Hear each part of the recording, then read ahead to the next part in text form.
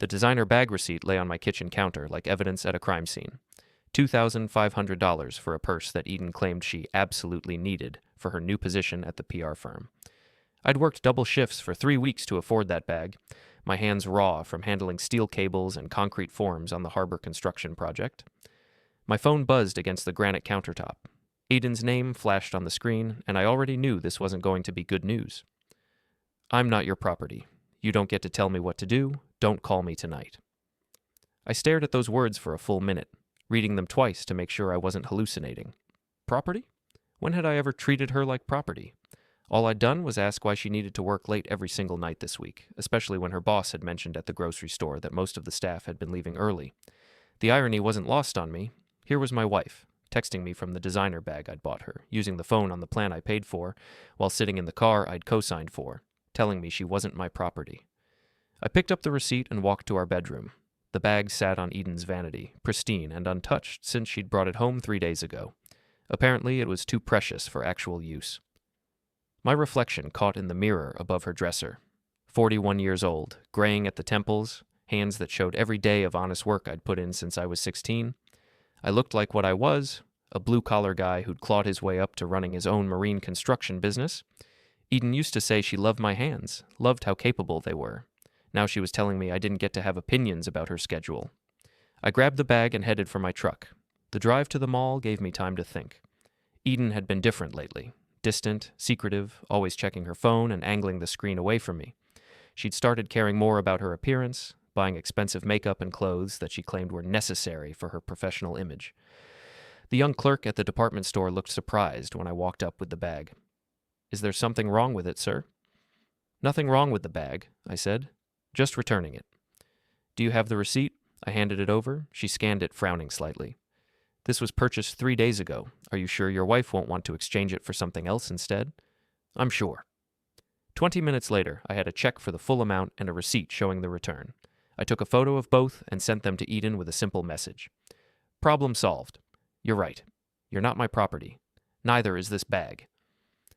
My phone started ringing before I made it back to the truck. "Silas, what the hell are you doing?" Eden's voice was sharp, panicked. "Returning something we can't afford." "We talked about this. I need that bag for work." "No, Eden, you wanted that bag. There's a difference." "You can't just return my things without asking me." "Funny thing about that," I said, starting the engine. "According to your text, I don't get to tell you what to do. Turns out you don't get to tell me what to do either." I hung up and drove home. The house felt different when I walked back inside. Quieter. I looked around our living room, taking inventory. The leather sofa I'd saved up for as a surprise for our 5th anniversary. The coffee table Eden had insisted we needed from that expensive furniture store downtown. The artwork she'd bought without consulting me because it spoke to her.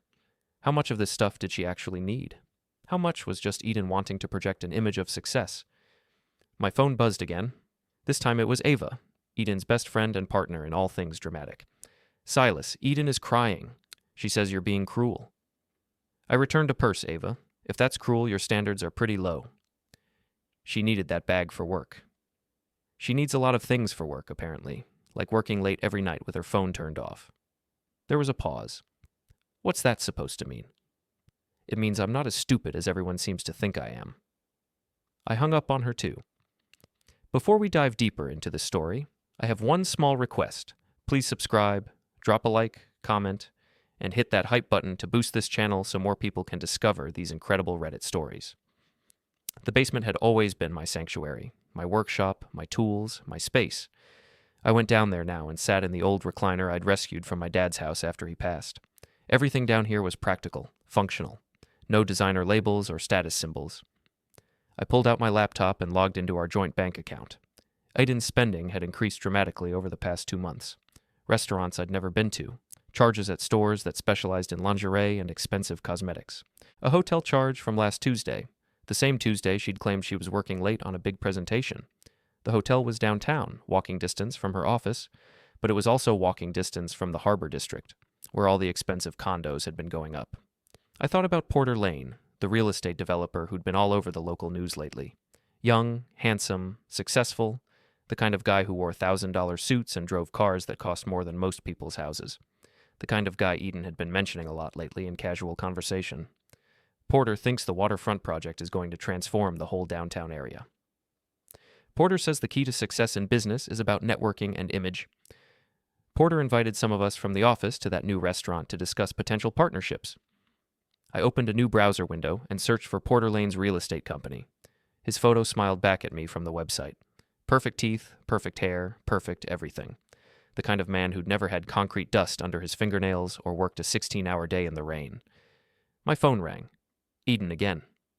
Silas, please, can we talk about this like adults? Sure. Let's start with Tuesday night.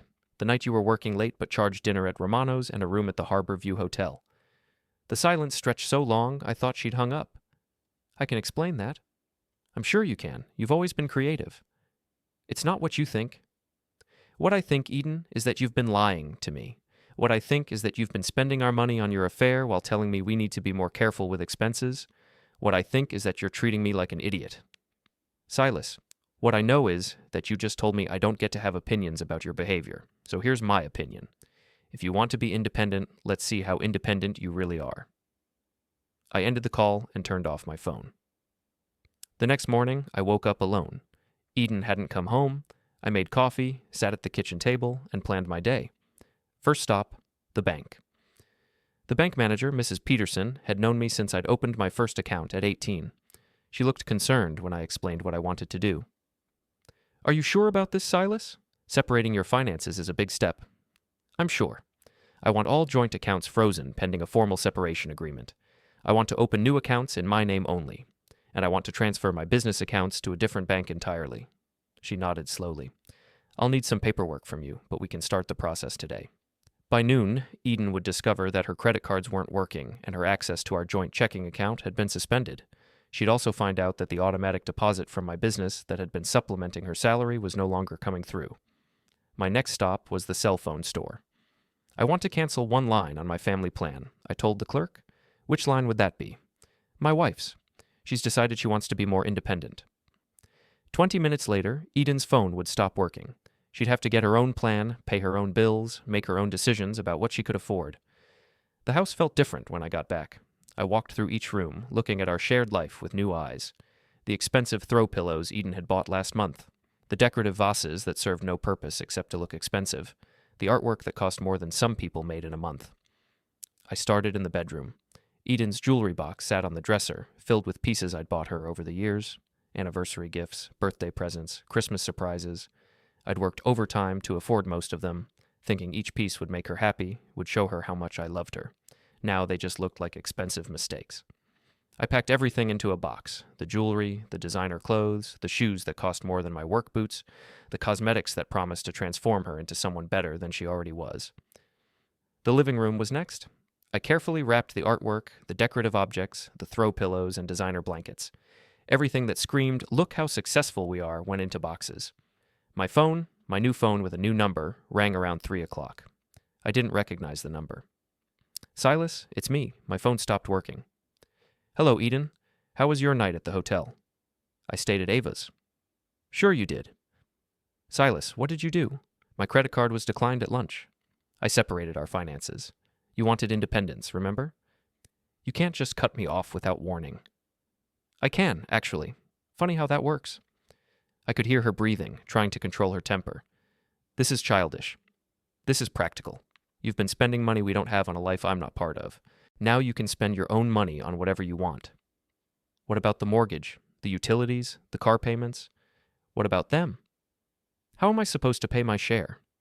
With your salary. You know, the money you earn at that job where you work late every night. Another long pause. I want to come home and get my things. Your things are already packed. I'll leave them on the porch. You're throwing me out? I'm giving you what you asked for, freedom. I hung up and continued packing. By 5 o'clock, I had 23 boxes stacked on the front porch. Everything Eden had claimed she needed, everything she'd convinced me we had to have, everything that had transformed our home from a place where we lived into a showroom designed to impress people we didn't even like. The house looked different without all the clutter. Cleaner, more honest.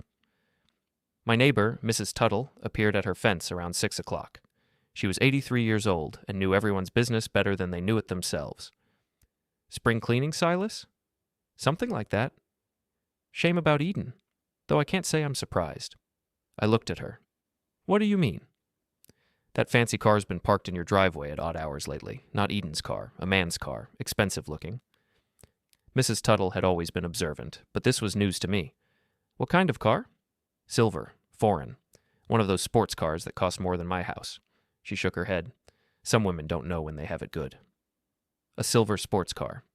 I pulled out my phone and searched for Porter Lane again. His company website had a photo of him standing next to a silver Porsche. Mrs. Tuttle, when did you see this car? Oh, several times over the past month. Usually in the afternoons when you're at work. Sometimes it would stay for hours. The pieces were falling into place. Eden hadn't just been having an affair. She'd been bringing him to our house, to our bed, while I was working to pay for the life she claimed she needed. Eden's borrowed phone rang around 7 o'clock. Silas, I'm here. Where are my things? I looked out the front window. She was standing next to a silver Porsche, talking on a phone that definitely wasn't hers. Porter was in the driver's seat, looking impatient. Check the porch. You can't be serious. I'm completely serious. She walked up to the porch, Porter trailing behind her. Even from a distance, I could see his discomfort. He kept looking around like he expected neighbors to be watching. He was right. Mrs. Tuttle was definitely watching. So were the Johnsons from across the street and the Martinez family next door. Eden started loading boxes into the Porsche's tiny trunk and back seat. It took 3 trips to fit everything, and even then, some boxes had to be left behind. I watched them drive away, Eden's face tight with anger, Porter looking like he'd rather be anywhere else. My phone buzzed with a text from an unknown number. This isn't over. I typed back, Yes, it is. The house was quiet that night. I made myself dinner, nothing fancy, just a grilled cheese sandwich and soup, and ate it at the kitchen table. No designer placemats, no expensive dishes, no pretense. For the first time in months, I felt like I could breathe, but I wasn't done. Eden wanted to play games. I'd been playing nice for too long. Time to change the rules. I opened my laptop and started making a list. Bank accounts, credit cards, insurance policies, joint assets. Everything that tied us together financially. Then I started making phone calls. The next morning, I drove to Eden's office. The PR firm occupied the 3rd floor of a converted warehouse downtown, all exposed brick and industrial chic. The kind of place that charged premium prices for creative services. I'd only been there twice before, once for a Christmas party and once to pick Eden up when her car was being serviced. Both times, I'd felt out of place among the young, trendy employees with their expensive clothes and casual attitudes toward money. Today, I fit right in. I dressed carefully, khakis, button-down shirt, sport coat. I looked like a client. The receptionist smiled when I walked in. Can I help you? I'm here to see Mr. Durney. I have some information about one of his employees that he needs to know about. Richard Durney was the firm's owner, a nervous man in his 50s who'd built his reputation on discretion and reliability. The kind of man who would panic at the first hint of scandal. Do you have an appointment? It's regarding Eden Varick. It's urgent. 5 minutes later, I was sitting in Durney's office, a folder of bank statements and credit card records on his desk. Mr. Oren, I'm not sure why you're bringing this to me. Because Eden has been using company resources for personal business. Look at these charges. I pointed to the hotel receipt. This was charged to the company card on a day when she told me she was working late. But according to your calendar, which she posts on social media, the office was closed for a staff retreat that day. Durney frowned, pulling out his own calendar. She's been padding her expense reports, I continued. Restaurant charges that she claims are client meetings, but the clients don't exist. Hotel charges for out-of-town conferences that never happened. I was stretching the truth, but not by much. Eden had been sloppy with her lies, and the evidence was damning enough to raise questions. Why are you telling me this? Because she's about to be served with divorce papers, and I don't want your company to get dragged into the financial investigation.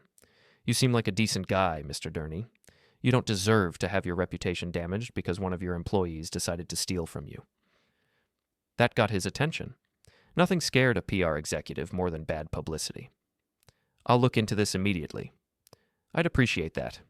And Mr. Durney, you might want to check her computer, see what kind of personal business she's been conducting on company time. I left the folder with him and walked out. My next stop was the Harbor View Hotel. The desk clerk was young, probably college-aged, and looked bored. I walked up with my phone in hand, showing him the photo from Porter's website.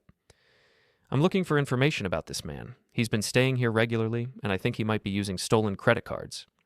The clerk's eyes widened. Are you with the police? Private investigator. I lied smoothly. We've been tracking fraudulent charges. and this hotel keeps showing up. Can you tell me if he's been here recently? I'm not supposed to give out guest information. I slid a $50 bill across the counter. I understand, but if he's using stolen cards, the hotel could be liable for the charges. The clerk looked around, then quickly checked his computer. He's got a regular reservation, every Tuesday and Thursday afternoon, usually stays for a few hours. Always alone? No, there's usually a woman with him, pretty dark hair, always dressed really nice. I showed him a photo of Eden from my phone. Yeah, that's her. How long has this been going on? Maybe 2 months? They always pay cash, which I thought was weird for such a nice room.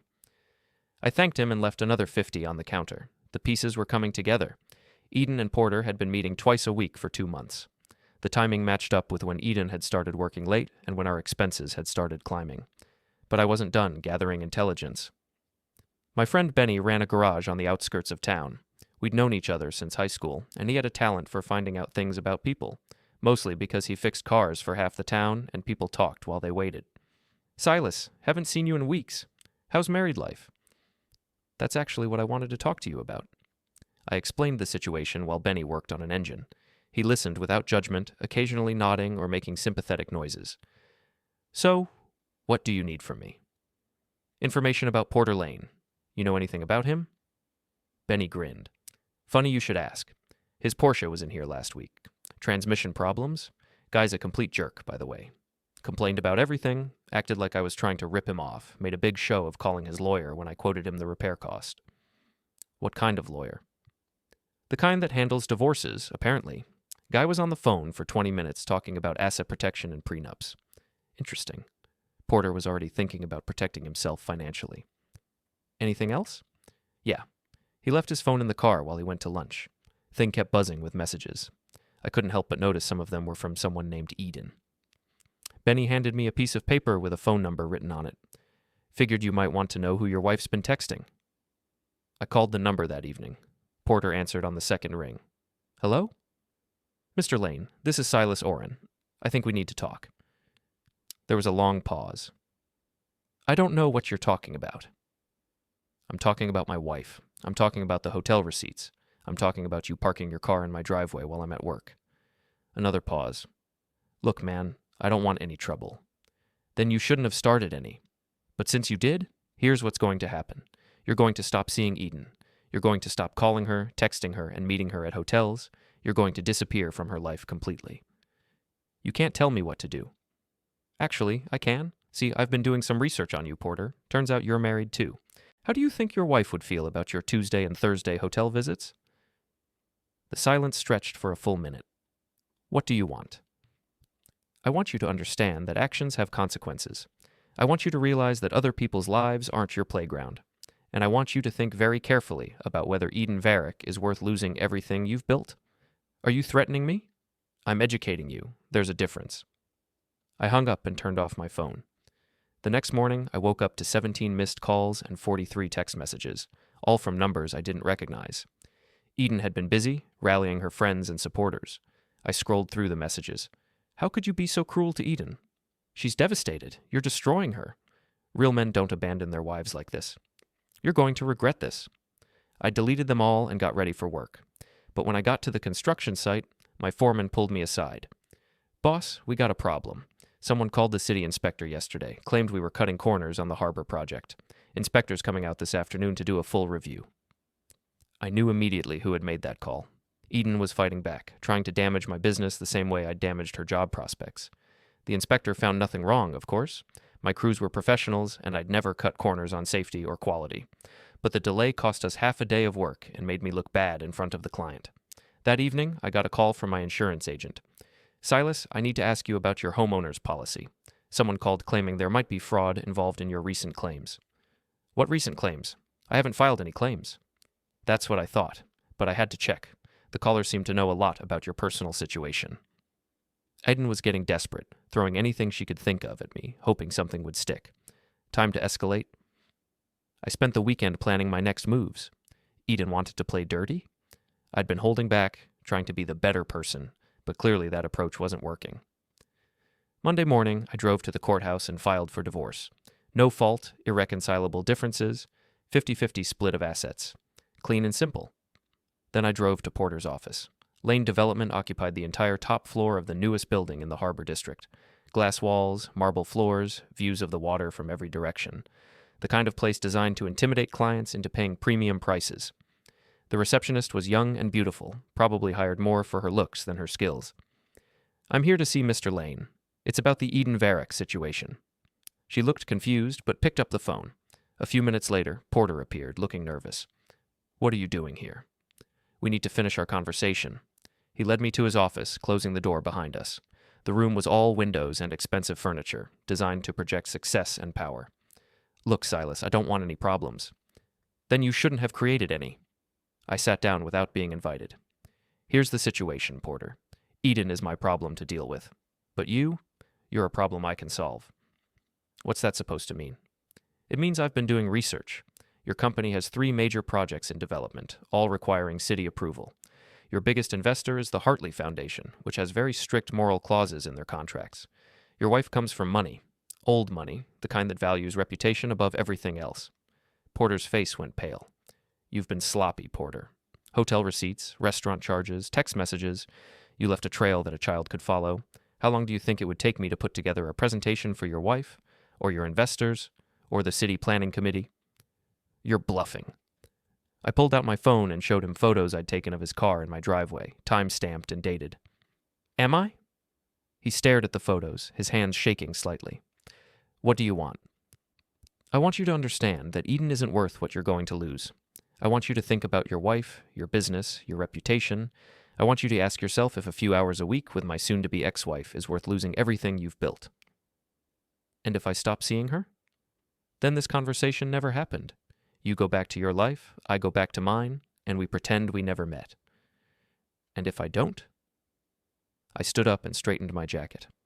"Then you find out what happens when you mess with someone who has nothing left to lose." I walked out without waiting for his response. That afternoon, I got a call from Benny. "Silas, you need to get down here, now." I found him in his office, looking at his computer screen with a grim expression. "What's wrong?" "Someone's been spreading stories about you online. Social media, review sites, business forums. They're saying you're unstable, that you've been threatening people, that your business is in trouble." He turned the screen toward me. Eden had been busy. She'd created fake accounts on multiple platforms and was systematically trying to destroy my reputation. "There's more. Someone called 3 of your biggest clients today, told them you were going through a messy divorce and might not be able to complete your contracts." My phone rang. It was Jim Hartley, the developer who'd hired me for the Harbor project. "Silas, I just got a very disturbing call about your personal situation." "What kind of call?" "Someone claiming to be concerned about your mental state. Said you'd been making threats, acting erratically. Is everything okay?" "Everything's fine, Jim. I'm getting divorced, but it's not affecting my work." "Good to hear. But Silas, you might want to keep your personal life out of the public eye. This kind of drama isn't good for business." After I hung up, I sat in Benny's office, staring at the computer screen. Eden was trying to destroy everything I'd built, using lies and manipulation to turn people against me. "What are you going to do?" Benny asked. "I'm going to remind her why she shouldn't have started this war." That evening, I drove to Ava's apartment. Eden's car was parked outside, the car I'd co-signed for, the car she couldn't afford without my income. I called the finance company from my cell phone. "This is Silas Oren. I'm the primary signer on account number 4478829. I need to report that the vehicle has been stolen." "Stolen, sir?" "The other signer on the account has removed the vehicle without permission and is refusing to return it. I want it repossessed immediately." "We can have a truck there within 2 hours." "Perfect." I parked across the street and waited. The tow truck arrived at 9:30, just as Eden and Ava were coming back from dinner. I watched Eden's face as the driver loaded her car onto the truck. She screamed at him, threatened to call the police, demanded to see paperwork, but her name wasn't on the title, and she was 3 payments behind. The car disappeared into the night, and Eden was left standing on the sidewalk in her expensive dress and designer shoes, with no way to get anywhere. My phone rang 10 minutes later. "You bastard! How could you take my car?" "It's not your car, Eden. It never was. Just like the credit cards weren't your credit cards, and the bank account wasn't your bank account. I need that car for work." "Then you should have thought about that before you tried to destroy my business." "I don't know what you're talking about. The fake reviews, the calls to my clients, the social media campaign. Did you really think I wouldn't figure out it was you?" Silence. Here's what's going to happen, Eden. You're going to stop the online harassment. You're going to call my clients and apologize for wasting their time with false information, and you're going to stay out of my life. And if I don't, then you'll find out that I'm much better at this game than you are. I hung up and drove home. The house felt peaceful that night. No drama, no arguments, no walking on eggshells around someone else's mood. Just quiet. But I knew this wasn't over. Iden wouldn't give up easily, and Porter was probably panicking about his exposure. They'd make another move soon. I was ready for them. The next morning brought a surprise. I woke up to find Porter's Porsche parked in my driveway, engine running. He was sitting behind the wheel, talking on his phone, looking agitated. I walked outside in my bathrobe and slippers, coffee mug in hand. "Morning, Porter. Little early for a social call, isn't it?" He ended his phone call and rolled down the window. "We need to talk." "I thought we covered everything yesterday." "Eden's pregnant." I nearly dropped my coffee mug. Of all the things I'd expected him to say, that wasn't one of them. "Congratulations, or condolences. I'm not sure which is more appropriate." "She says it's yours." Now I did laugh, a sound with no humor in it. "Porter, my friend, Eden and I haven't been intimate in over 3 months. If she's pregnant, that baby is definitely not mine." His face went white. "She told me you two were still, that the marriage was just for show." "She told you a lot of things, apparently. Most of them lies." I could see him processing this information, realizing he'd been played just as thoroughly as I had. "What am I supposed to do now?" "That's between you and Eden, and probably between you and your wife. My wife doesn't know anything about this. Yet." He stared at me for a long moment, then put the car in reverse and drove away without another word. An hour later, my phone rang. Eden, of course. "Porter told me you two talked. He mentioned your interesting news. Congratulations on the pregnancy." "Silas, I need you to—" "No." "You don't even know what I was going to ask." "Doesn't matter. The answer is no. To whatever scheme you're cooking up, whatever lie you want me to participate in, whatever favor you think I owe you, no. The baby could be yours." "Eden, we both know that's not true. We both know exactly when we stopped being husband and wife in anything but name. We both know you've been with Porter for months." "I can't raise a baby alone?" "Then you should have thought about that before you decided to have an affair." "Please, Silas, I'm scared." For just a moment, I heard the woman I'd married 7 years ago. The woman who'd been excited about starting a life together, who'd talked about having children someday, who'd seemed to genuinely love me. But that woman was gone, replaced by someone I didn't recognize. "I'm sorry you're scared, Eden, but your fear doesn't make your choices my responsibility." I hung up and turned off my phone.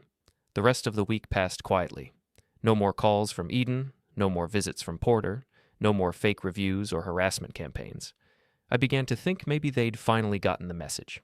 I should have known better. Friday evening, I was working late at the construction site when Benny called. "Silas, you need to get home. Now." "What's wrong?" "Just get home, and maybe call the police on your way." I broke every speed limit getting back to my house. Fire trucks were pulling away as I arrived, and the smell of smoke hung heavy in the air. My garage was gutted. The fire had destroyed my workshop, my tools, my truck, and half the attached wall of the house. Mrs. Tuttle was standing in her yard, talking to a police officer. "What happened?" I asked the fire chief. "Arson. Someone poured gasoline around the garage and lit it up. If your neighbor hadn't seen the flames and called it in immediately, you would have lost the whole house." I walked over to Mrs. Tuttle. "Did you see who did this?" "I saw a car parked across the street about an hour before the fire started. Silver sports car. The driver was just sitting there, watching the house." "Porter."